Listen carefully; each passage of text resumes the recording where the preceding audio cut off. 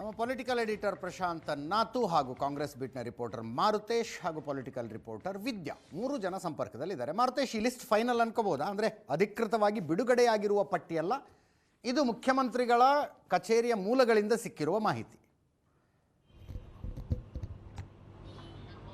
ಅಲ್ಲ, ಬಹುತೇಕ ಇದರಲ್ಲಿ ಖಚಿತ ಅನ್ನುವ ರೀತಿಯಲ್ಲಿ ಹೇಳ್ಬೋದು.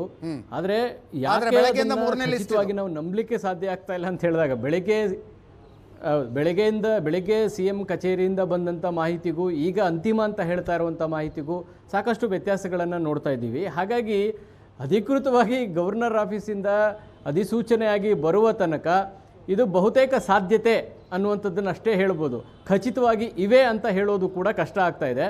ಯಾಕಂದರೆ ಒಂದಷ್ಟು ಕರೆಕ್ಷನ್ಸ್ ವಿಚಾರದಲ್ಲೂ ಕೂಡ ನಾವು ಬೆಳಗ್ಗೆಯಿಂದಲೂ ಸುದ್ದಿ ಹಾಕಿದ್ವಿ. ಯಾಕೆ ಹೈಕಮಾಂಡಿಂದ ಬೆಳಗ್ಗೆ 10 ಗಂಟೆಗೆ ಕ್ಲಿಯರ್ ಆಗಿ ಬಂದರೂ ಕೂಡ ಸಂಜೆ ಹೊತ್ತಿಗೆ ಯಾಕೆ ಖಾತೆ ಪಟ್ಟಿ ಲೋಕಭವನಕ್ಕೆ ರವಾನೆ ಆಯಿತು ಅನ್ನೋದರ ಬಗ್ಗೆಯೂ ಕೂಡ ವಿವರಗಳನ್ನು ಹೇಳ್ತಾ ಇದ್ವಿ. ಆ ಸಂದರ್ಭದಲ್ಲೂ ಕೂಡ ಮಧ್ಯಾಹ್ನದ ತನಕವೂ ಕೂಡ ಈ ಕರೆಕ್ಷನ್ಸ್ಗಳನ್ನು ಮಾಡ್ತಾ ಕೂತಿದ್ದಾರೆ. ಕೆಲವರಿಗೆ ಬೇಸರ ಇದೆ, ಕೆಲವರಿಗೆ ಅಸಮಾಧಾನ ಇದೆ. ಈಗ ಆಗಿರುವಂಥ ಪಟ್ಟಿಯ ವಿಚಾರದಲ್ಲೂ ಕೂಡ ಕೆಲವ್ರಿಗೆ ಬೇಸರ ಇದೆ. ಮುನಿಯಪ್ಪ ಅವರ ಖಾತೆ ಬದಲಾವಣೆ ಮಾಡಿರುವ ಕಾರಣಕ್ಕಾಗಿ ರಾಮಲಿಂಗಾರೆಡ್ಡಿ ಅವ್ರಿಗೂ ಬೇಸರ ಇದೆ. ನಾನು ಖಾತೆ ಬದಲಾವಣೆಗೆ ಪಟ್ಟು ಹಿಡಿದಾಗ ನನಗೆ ಅವಕಾಶವನ್ನು ಮಾಡಿಕೊಡಲಿಲ್ಲ, ಈಗ ಮುನಿಯಪ್ಪ ಅವರಿಗೆ ಮಾಡಿಕೊಟ್ಟಿದ್ದಾರೆ ಅನ್ನುವಂಥ ಅಸಮಾಧಾನ ರಾಮಲಿಂಗಾರೆಡ್ಡಿ ಅವರಿಗಿದೆ. ಸಮಾಜ ಕಲ್ಯಾಣ ಖಾತೆಗಾಗಿ ಶಿವರಾಜ್ ತಂಗಡಗಿ ಜೊತೆಗೆ ನರೇಂದ್ರ ಸ್ವಾಮಿ ಪಟ್ಟು ಹಿಡಿದಿದ್ರು, ನಮ್ಗೆ ಅವಕಾಶ ಸಿಕ್ಕಿಲ್ಲ ಅನ್ನುವಂಥ ಬೇಸರ ಅವ್ರಿಗೂ ಇದೆ.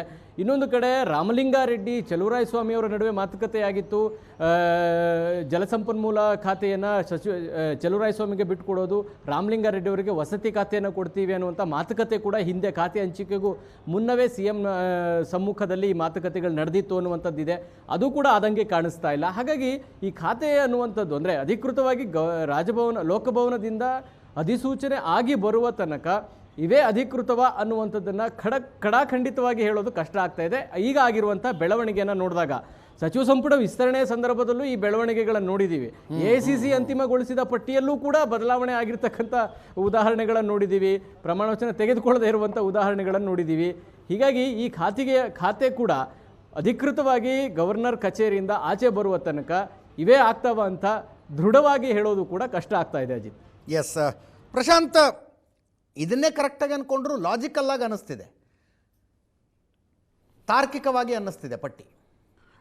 ಅದೇ ಅಂದರೆ ಇವತ್ತು ಮಧ್ಯಾಹ್ನ 2 ಗಂಟೆ ಸುಮಾರಿಗೆ ರಾಹುಲ್ ಗಾಂಧಿ ಈ ಪಟ್ಟಿಗೆ ಅಧಿಕೃತವಾಗಿರ್ತಕ್ಕಂಥ ಮುದ್ರೆಯನ್ನು ಒತ್ತಿದ್ರು. ಮಧ್ಯಾಹ್ನ 2 ಗಂಟೆವರೆಗೂ ಕೂಡ ರಾಹುಲ್ ಗಾಂಧಿ ಕರ್ನಾಟಕದ ವಿಷಯವನ್ನು ಚರ್ಚೆ ಮಾಡ್ತಾ ಇರಲಿಲ್ಲ. ಮಧ್ಯಾಹ್ನ ಅವ್ರ ಹತ್ರ ತೆಗೆದುಕೊಂಡು ಹೋಗಿ ಪಟ್ಟಿಯನ್ನು ತೋರಿಸಿ ಒಂದಿಷ್ಟು ಅಲ್ಪ ಸ್ವಲ್ಪ ಬದಲಾವಣೆಗಳ ನಂತರ ಈ ಪಟ್ಟಿಯನ್ನು ಮುಖ್ಯಮಂತ್ರಿಗಳಿಗೆ ಕಳಿಸಲಾಗಿದೆ. ಮುಖ್ಯಮಂತ್ರಿಗಳದನ್ನು ರಾಜ್ಯಪಾಲರಿಗೆ ಕಳಿಸಿದ್ದಾರೆ. ಬಹುತೇಕ ಈಗ ಜಲಸಂಪನ್ಮೂಲ ರಾಮಲಿಂಗಾರೆಡ್ಡಿ ಬೇಡ ಅಂತಿದ್ರು. ಚಲುವರಾಯ ಸ್ವಾಮಿ, ಈಗಾಗಲೇ ನಾನು ನೋಡ್ತಾ ಇದ್ದೆ, ಚಲುವರಾಯ ಸ್ವಾಮಿ ದಿಲ್ಲಿಯಲ್ಲಿ ಜಲಸಂಪನ್ಮೂಲ ಸಚಿವರ ರೀತಿಯಲ್ಲೇ ಕಾವೇರಿ ವಿಷಯಕ್ಕೆ ಸಂಬಂಧಪಟ್ಟಂತೆ ಹೇಳಿಕೆಯನ್ನು ಕೂಡ ಕೊಟ್ಟಿದ್ದಾರೆ. ರಾಮಲಿಂಗಾರೆಡ್ಡಿ ಅವರಿಗೆ ವಸತಿ ಅಂತಕ್ಕಂಥದ್ದನ್ನು ಕಾಂಗ್ರೆಸ್ ಮೂಲಗಳು ಹೇಳ್ತಾ ಇದ್ವು, ಹೈಕಮಾಂಡ್ ಮೂಲಗಳು ಕೂಡ ಅದನ್ನೇ ಹೇಳ್ತಾ ಇದ್ವು ನಿನ್ನೆ ರಾತ್ರಿಯವರೆಗೂ ಕೂಡ. ಈಗ ಅದು ಬದಲಾಗಿ ಅರಣ್ಯ ಅಂತಾದರೆ ರಾಮಲಿಂಗಾರೆಡ್ಡಿ ಒಪ್ತಾರಾ ಅನ್ನೋದೊಂದು ಪ್ರಶ್ನೆ ಇದೆ.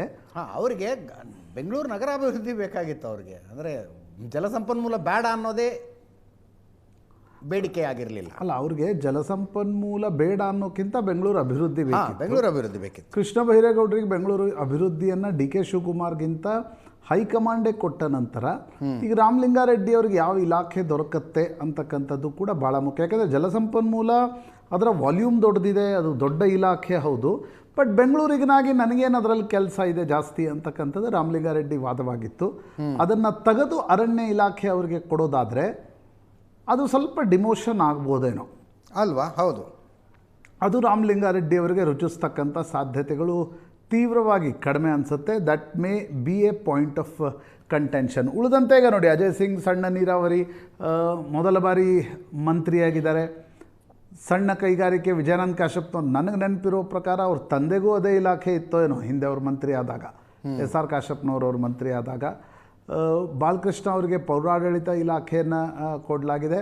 ಮಹಿಳಾ ಮತ್ತು ಮಕ್ಕಳ ಕಲ್ಯಾಣ ಒಂದು ಉಳಿಯುತ್ತೆ, ಅದು ಯಾವಾಗ ಮಹಿಳಾ ಶಾಸಕಿ ಸಚಿವರಾಗ್ತಾರೋ ಆಗ ಅವರಿಗೆ ಅದನ್ನು ಕೊಡ್ತಕ್ಕಂಥ ಸಾಧ್ಯತೆಗಳು ಹೆಚ್ಚು.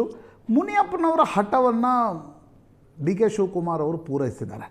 ಅದೊಂದು ಆಶ್ಚರ್ಯದ ಸಂಗತಿ. ಯಾಕಂದ್ರೆ ಇದೊಂದು ಬಹಳ ಸರ್ಪ್ರೈಸಿಂಗ್ ಅನಿಸ್ತಾ ಇದೆ. ಹೈಕಮಾಂಡ್ ಅವರನ್ನ ಕರೆದು ಇಲ್ಲ ನಿಮ್ಮ ಮಗಳಿಂದ ಬಿಟ್ಕೊಡ್ಬೇಕು ಅಂತಕ್ಕಂಥದ್ದನ್ನ ಹೇಳುತ್ತೆ ಅನ್ನೋದನ್ನ ಡಿ ಕೆ ಶಿವಕುಮಾರ್ ಆಪ್ತ ಮೂಲಗಳು ಹೇಳ್ತಾ ಇದ್ವು. ಅದಕ್ಕೆ ಬದಲಾಗಿ ಅವರಿಗೆ ಸಮಾಜ ಕಲ್ಯಾಣ ಇಲಾಖೆ ಕೊಟ್ಟಿದ್ದನ್ನು ಗಮನಿಸಿದರೆ ಅವರನ್ನು ತೆಗೆಯುವ ಸಾಧ್ಯತೆಗಳು ಇಲ್ಲ ಅನ್ನೋದು ಸ್ಪಷ್ಟ.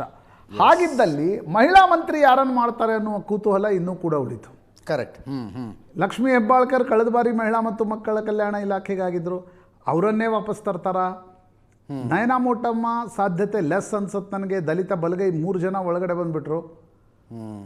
ಹೀಗಿರುವಾಗ ನಿಮಗೆ ಖನಿಜಾ ಫಾತಿಮಾ ಕಲಬುರಗಿಯಲ್ಲಿ 3 ಜನ ಸಚಿವರಾಗಿದ್ದಾರೆ, ಇನ್ನೊಬ್ಬರನ್ನ ಸಚಿವರನ್ನಾಗಿ ಮಾಡುವ ಸಾಧ್ಯತೆಗಳು ಕಡಿಮೆ. ನಾಗೇಂದ್ರ ಮುಂದುವರೆದ್ರೆ ಅಂದರೆ ಈಗ ನಾಗೇಂದ್ರ ಅವ್ರಿಗೂ ಕೂಡ ಒಂದು ರೀತಿಯ ಡಿಮೋಷನ್ನೇ ಇದು. ಮಂತ್ರಿ ಮಾಡಿದರೂ ಕೂಡ ಅಧಿಕಾರ ಏನೂ ಇಲ್ಲ ಅನ್ನೋದು ಯೋಜನೆ ಮತ್ತು ಸಾಂಖ್ಯಿಕ ಖಾತೆ ಕೊಟ್ಟಿದ್ದನ್ನು ನೋಡಿದರೆ ಸ್ಪಷ್ಟವಾಗುತ್ತೆ. ಕರೆಕ್ಟ್. ಬಹುಶಃ ಸೆಷನ್ ಆಗೋವರೆಗೆ ಸರ್ಕಾರ ಕಾಯುವ ಮೂಡ್ನಲ್ಲಿದೆ ಅನಿಸುತ್ತೆ. ಇಡಿ ಕೋರ್ಟ್ ಏನು ಹೇಳುತ್ತೆ ಅನ್ನೋದನ್ನು ನೋಡಿಕೊಂಡು ಮಹಿಳಾ ಮತ್ತು ಮಕ್ಕಳ ಕಲ್ಯಾಣ ಇಲಾಖೆಗೆ ಯಾರನ್ನು ತೆಗೆದುಕೊಳ್ಬೇಕು ಅನ್ನುವ ನಿರ್ಧಾರ ಆಗುವ ಸಾಧ್ಯತೆಗಳು ಹೆಚ್ಚು. ಬಟ್ ಮುನಿಯಪ್ಪನವರನ್ನು ತೆಗೆದು ಅವರನ್ನು ಮಗಳನ್ನು ಮಾಡಿ ಶಿವಣ್ಣವ್ರನ್ನ ತರುವ ಸಾಧ್ಯತೆಗಳು ಕಡಿಮೆ. ಇನ್ನು ಯಾರನ್ನು ತೆಗಿತಾರೋ ಅಥವಾ ಹಿಂದೆ ಲಕ್ಷ್ಮೀ ಹೆಬ್ಬಾಳ್ಕರ್ ಇದ್ದರು ಅವರನ್ನೇ ವಾಪಸ್ ತರುವ ಚರ್ಚೆ ಶುರು ಆಗುತ್ತೆ. ಯಾಕಂದರೆ ಲಿಂಗಾಯತರು 6 ರಿಂದ 7 ಜನ ಇದ್ದಾರೆ.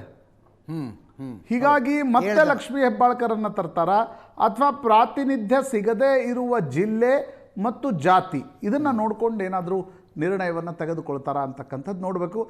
ಬಟ್ ನನಗೊಂದು ಅರ್ಥ ಆಗಲಿಲ್ಲ ಅಜಿತ್,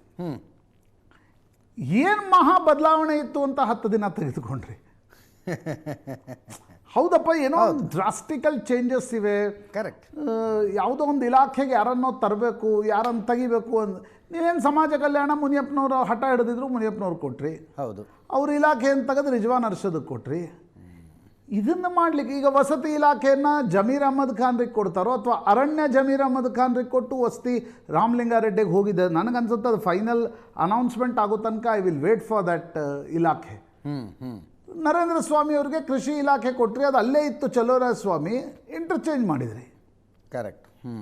ಕೃಷಿ ಚಲೋರಾಯ ಸ್ವಾಮಿ ಬಳಿ ಇತ್ತು, ಅದನ್ನು ನರೇಂದ್ರ ಸ್ವಾಮಿ ಅವ್ರಿಗೆ ಕೊಟ್ರಿ. ಇಷ್ಟು ಬದಲಾವಣೆಗೆ ನಿಮಗೆ 10 ದಿನ ಯಾಕೆ ಟೈಮ್ ಹಿಡಿತು? ಇದು ಪ್ರಾಯಶಃ ತೆರೆಯ ಹಿಂದಿನ ಸುದ್ದಿ. ಈ ಸುದ್ದಿಯನ್ನು ಸ್ವಲ್ಪ ನಾವು ಬಗಿಬೇಕಾಗತ್ತೆ. ಈಗ ಸಿದ್ದರಾಮಯ್ಯನವರ ಮುನಿಸು ತಣಿಸೋದೇನೂ ಆಗಲಿಲ್ಲ ಇದರಲ್ಲಿ. ಶಿವಣ್ಣವ್ರನ್ನ ತರೋ ಪಾಸಿಬಿಲಿಟಿ ಇಲ್ಲ, ಯಾಕಂದರೆ KH ಮುನಿಯಪ್ಪ ರಾಜೀನಾಮೆ ಕೊಡಲಿಲ್ಲ. ಎಂ ಕೃಷ್ಣಪ್ಪನವರು ಸಿಟ್ಟು. ಅದಿದ್ದು ನನಗನ್ಸುತ್ತೆ ಈಗ ಸಿದ್ದರಾಮಯ್ಯ ಮತ್ತು ಎಂ ಕೃಷ್ಣಪ್ಪನವ್ರನ್ನ ಹೇಗೆ ಸಮಾಧಾನ ಮಾಡ್ತಾರೆ ಅಂತಕ್ಕಂಥದ್ದು ನೋಡಬೇಕು. ಯಾಕಂದರೆ ಸಿದ್ದರಾಮಯ್ಯನವರು ಈಗಾಗಲೇ ನಾನು ಸೆಷನ್ಗೆ ಬರಲ್ಲ ಅಂತಕ್ಕಂಥದ್ದನ್ನು ಹೇಳ್ತಾ ಇದ್ರು. ಇನ್ನೊಂದು ಕಡೆ ಎಂ ಕೃಷ್ಣಪ್ಪನವರು ಕೂಡ ಏನು ಧರ್ಮಕ್ಕೆ ಕೊಡ್ತೀರಾ ಅನ್ನುವ ರೀತಿಯಲ್ಲಿ ಹೈಕಮಾಂಡ್ಗೂ ಡಿ ಕೆ ಶಿವಕುಮಾರ್ಗೂ ಕೂಡ ಗುಟ್ಟು ಹಾಕಿದರು. ಹೌದು. ಹೀಗಾಗಿ ಅವರಿಬ್ಬರ ವಿಷಯದಲ್ಲಿ ಏನು ನನಗನ್ಸುತ್ತೆ ಈಗ ಶಿವಣ್ಣವರನ್ನು ತರಾತುರಿಯಲ್ಲಿ ತೆಗೆದುಕೊಂಡ್ರೆ ಸಿದ್ದರಾಮಯ್ಯನವ್ರಿಗೆ ಸರ್ಕಾರ ಈಲ್ಡ್ ಆಗ್ತಿದೆ ಅನ್ನುವ ಮೆಸೇಜ್ ಹೋಗೋದು ಒಳ್ಳೆಯದಾ ಕೆಟ್ಟದ್ದಾ ಅನ್ನೋದರ ತೀರ್ಮಾನವನ್ನು ಡಿ ಕೆ ಶಿವಕುಮಾರ್ ಹೈಕಮಾಂಡ್ ಇಬ್ಬರು ಸೇರಿ ತೆಗೆದುಕೊಳ್ಬೇಕಾಗತ್ತೆ. ಬಟ್ ಮುನಿಯಪ್ಪನವರ ಮಾತಿಗೆ ಒಪ್ಪಿದ ಸರ್ಕಾರ ಡಿ ಕೆ ಶಿವಕುಮಾರ್ ಸಿದ್ದರಾಮಯ್ಯನವರ ಮಾತಿಗೆ ಕೃಷ್ಣಪ್ಪನವರ ಮಾತಿಗೆ ಒಪ್ಪದೇ ಇರೋದು ಯಾಕೆ? ಈ ಪ್ರಶ್ನೆಯೂ ಕೂಡ ನಿಶ್ಚಿತವಾಗಿ ಬರುತ್ತೆ. ಇನ್ನೊಂದು ಇಂಟ್ರೆಸ್ಟಿಂಗ್ ಅಜಿತ್ ಇದರಲ್ಲಿರೋದು ಲಕ್ಷ್ಮಣ್ ಸವದಿ ಸಹಕಾರ ಇಲಾಖೆ. ಹೌದು. ಬೆಳಗಾವಿಯವರಿಗೆ ಸಹಕಾರ ಇಲಾಖೆಯನ್ನು ಆ್ಯಂಟಿ ಜಾರಕಿಹೊಳಿ ಕ್ಯಾಂಪ್ ಕೊಟ್ಟಾಗ ಅದರ ಪರಿಣಾಮ ಏನು, ಕಾನ್ಸಿಕ್ವೆನ್ಸ್ ಏನು ಅನ್ನೋದನ್ನು ಕೂಡ ನೋಡಬೇಕಾಗುತ್ತೆ. ಎಸ್. ವಿದ್ಯಾ ಇದ್ದಾರೆ ನಮ್ಮ ಜೊತೆಗೆ. ವಿದ್ಯಾ, ಪ್ರಶಾಂತ್ ನಾಥ್ ಕೇಳಿದ ಹಾಗೆ ಇದನ್ನು ಮಾಡೋದಕ್ಕೆ ಇಷ್ಟು ದಿವಸ ಕಾಯಬೇಕಾಗಿತ್ತಾ? ದಿಲ್ಲಿಗೆ ಹೋಗಿ ಪಟ್ಟಿ ಬರ್ತಿಲ್ಲ ಅಂತ ವೇಟ್ ಮಾಡ್ಕೊಂಡು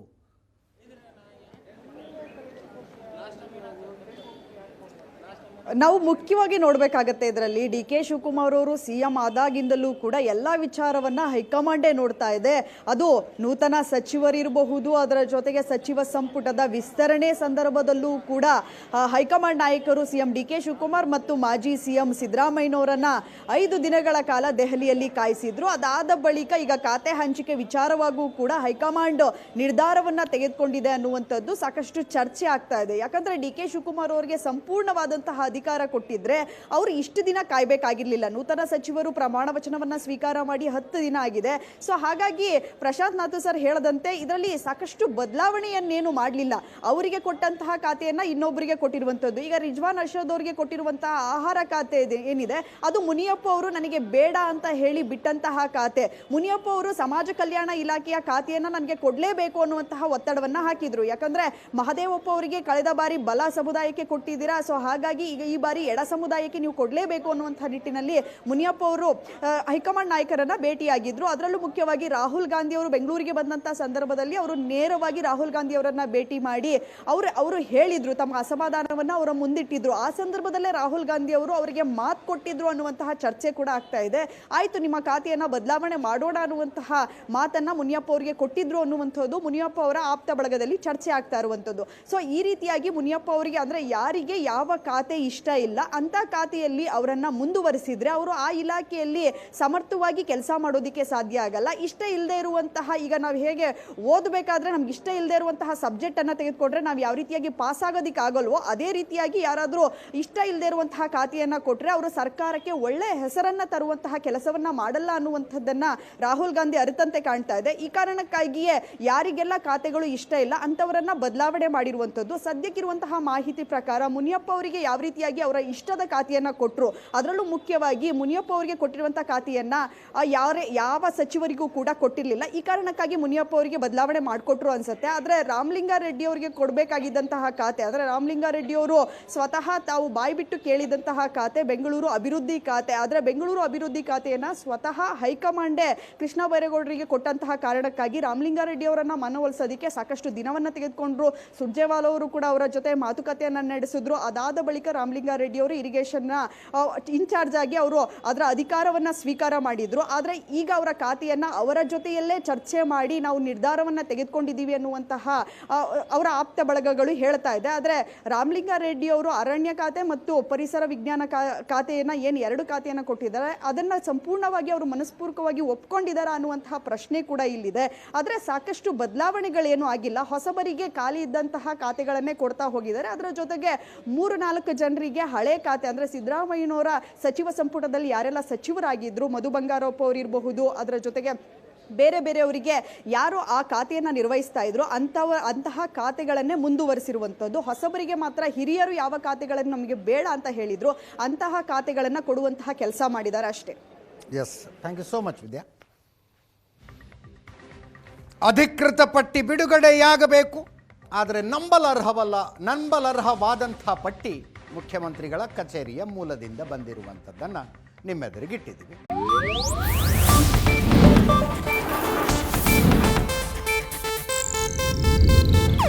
ಇದು ಏಷ್ಯಾನೆಟ್ ನ್ಯೂಸ್ ನೆಟ್ವರ್ಕ್ ಪ್ರಸ್ತುತಿ.